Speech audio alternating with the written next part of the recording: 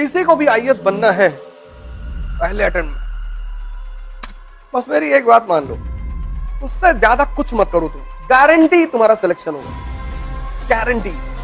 और सिलेक्शन अगर नहीं होगा ना, तुमको 2 साल का खर्चा देंगे 30,000 रुपए महीने के हिसाब से। इस एग्जामिनेशन में इतना पढ़ना थोड़ी है, इस एग्जामिनेशन में तुम बहुत पढ़ नहीं पाओगे, इतना जान लेना। तुम इतनी छोटी सी बात नहीं समझ पाते, क्योंकि तुम्हारा मन कहता है कि इतनी बड़ी अचीवमेंट इतने छोटे रास्ते से हो जाएगी। सर ऐसे ही होती है।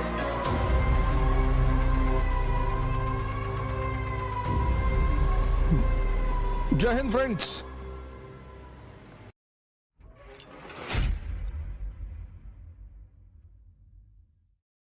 नहीं, मैं तो कहता हूं मुझसे पूछते रहा करो, क्योंकि हर आदमी ओमनीसिएंट नहीं है। मैं भी तुम लोगों से बहुत कुछ सीखता हूं। इस दुनिया में कोई ओमनीसिएंट नहीं है। तुम्हारे पास भी दिमाग है, तुम पढ़ते हो, तुम किसी पर्सपेक्टिव से सोचते हो सकता है मैंने उस पर्सपेक्टिव से ना सोचा। तो जब तुम मुझसे सवाल करते हो तो मैं भी तुमसे कभी कभी सीखता हूं। ना आने का मतलब कुछ बुरा थोड़ी होता है। हर आदमी को सब कुछ थोड़ी आता है। इस फील्ड की जो विधा है, इस फील्ड में जीता कैसे जाता है वो मुझे पता है। हो सकता है मुझे हिस्ट्री कुछ भी ना पता हो, लेकिन इस फील्ड में जीता कैसे जाता है, कैसे आईएएस में सिलेक्शन होता है, क्या करना पड़ता है, वो चीजें मुझे पता है बस। तो इसलिए मैं हमेशा तुम लोगों से क्लास में कहता हूं कि क्वेश्चन पूछते रहा करो। कुछ भी क्वेश्चन पूछो, कोई बात नहीं आएगा मैं तुमको सॉरी बोलूंगा, मैं पता करके आके फिर तुमको बताऊंगा, वो कोई मुद्दा नहीं। इस एग्जामिनेशन में इतना पढ़ना थोड़ी है। यहां जितने लोग तुम लोग आते हो, बस मेरी एक बात मान लो,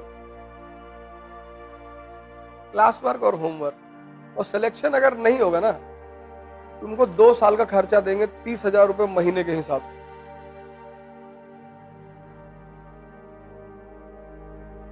तुम क्यों टेंशन ले रहे हो यार? आज इकरा में मान लो 100 लोग आ रहे हैं, ठीक है, बहुत आ रहे हैं। ये 100 वो लोग हैं जिन्होंने जीवन में खतरा ले रखा है कि पैसा डूब जाएगा तो, लेकिन चलो। जब तुम कोई बिजनेस शुरू करते हो तो तुम्हारा बिजनेस पहले दिन में नहीं खड़ा होता। बिजनेस का पहला चरण है फेथ। इतनी बड़ी बड़ी कंपनियां मार्केट में हैं, तो लोग उनको पास जाएंगे। जब आदमी पैसा देता है तो कहता है कि यार जिसका नाम है उसके पास चलो। नहीं, लेकिन जब तुम यहां आ ही गए हो, पैसा खर्चा ही कर दिए हो, तो मेरी एक बात मान लो, क्लास वर्क और होमवर्क उससे ज्यादा कुछ मत करो तुम। और न्यूज़पेपर,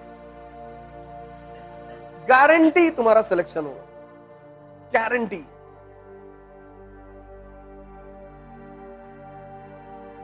हम अपनी गारंटी ले रहे हैं, अपनी।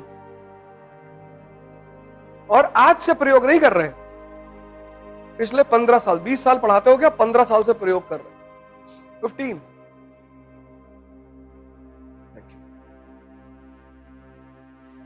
चाय है?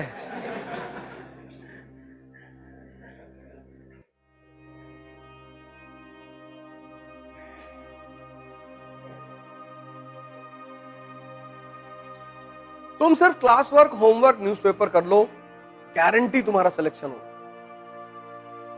ये हिंदुस्तान में जो 10, 20, 50 लोग मुझे मानते हैं, उसकी वजह यही है। किसी डॉक्टर की जब दवा सूट कर जाती है, तभी तो दोबारा तुम उस डॉक्टर के पास जाते हो। इस एग्जामिनेशन में तुम बहुत पढ़ नहीं पाओगे, इतना जान लेना।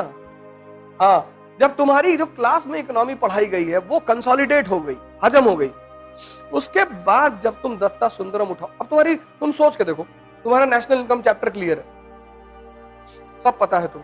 अब तुमने दत्ता सुंदरम की किताब उठाई पढ़ने के लिए, कितना देर लगेगा? 10 मिनट, क्योंकि सब तो समझ में पहले से है। नहीं समझे? समझ गए ना? जैसे मैंने तुम्हें पढ़ाया इंडस्ट्रियल रेवोल्यूशन, तुमने कंसोलिडेट कर लिया, हजम कर लिया, फिर किताब उठाया, कितना देर लगेगा? 10 मिनट। तुम इतनी छोटी सी बात नहीं समझ पाते हो, क्योंकि तुम्हारा मन कहता है कि इतनी बड़ी अचीवमेंट इतने छोटे रास्ते से हो जाएगी। सर ऐसे ही होती है।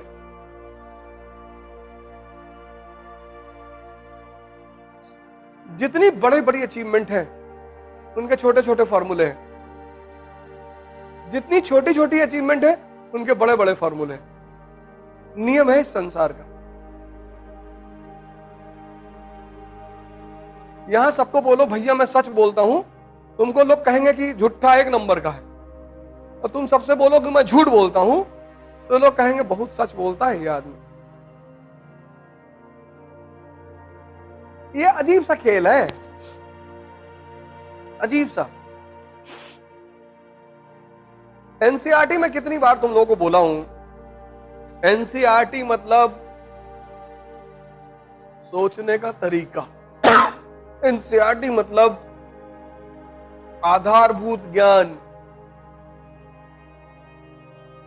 जितने लोग एनसीईआरटी तैयार कर लेते हैं आईएएस की कोचिंग करने से पहले, उनके फर्स्ट अटेम्प्ट में सेलेक्ट होने की संभावना 90% बढ़ जाती है।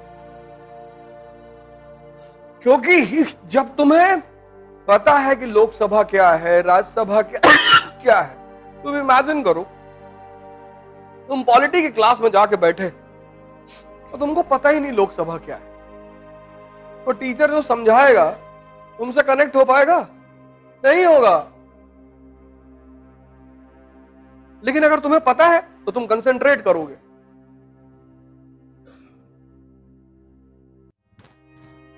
नहीं करोगे फिर तो 50% तुम सीख के आए थे और 50 तुमने क्लास में सीख लिया। जड़ मजबूत हो गई कि नहीं हो गई? किसी को भी आईएएस बनना है पहले अटेम्प्ट में, वो अपनी एनसीईआरटी पर कमांड बना ले। अब जैसे पहला चैप्टर है विपिन चंद्रा का, क्लास 12th वाली एनसीईआरटी है ना विपिन चंद्रा, उसका पहला चैप्टर है 18वीं शताब्दी का भारत, है ना। अब वो चैप्टर जब तुमने खत्म किया तो पहली चीज क्या क्लियर होनी चाहिए कि मुगल साम्राज्य का पतन क्यों हुआ। यही तो पहली हेडिंग है। दूसरी चीज क्या क्लियर होनी चाहिए? क्षेत्रीय राजवंश, राजपूताना, अवध। पढ़ी हो कभी एनसीईआरटी? बताओ अवध के बारे में।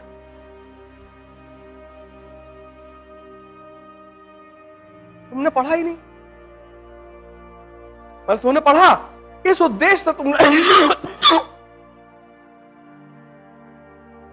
इस उद्देश्य से तुमने नहीं पढ़ा। तुमने पढ़ा, मैं ये नहीं कह रहा हूं तुमने नहीं पढ़ा, तुमने पढ़ा, पर तुमने उद्देश्य विहीन होकर पढ़ाई की। तुम्हारा पढ़ना बेकार चला गया, तुम्हारी मेहनत बेकार चली गई।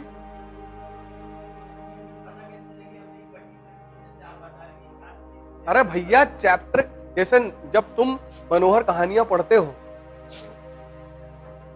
सत्य कथा पढ़ते हो, तो उसमें क्या लिखा होता है? उसकी टाइटल होती है, उसी टाइटल से प्रभावित होकर तो पढ़ते हो। नहीं,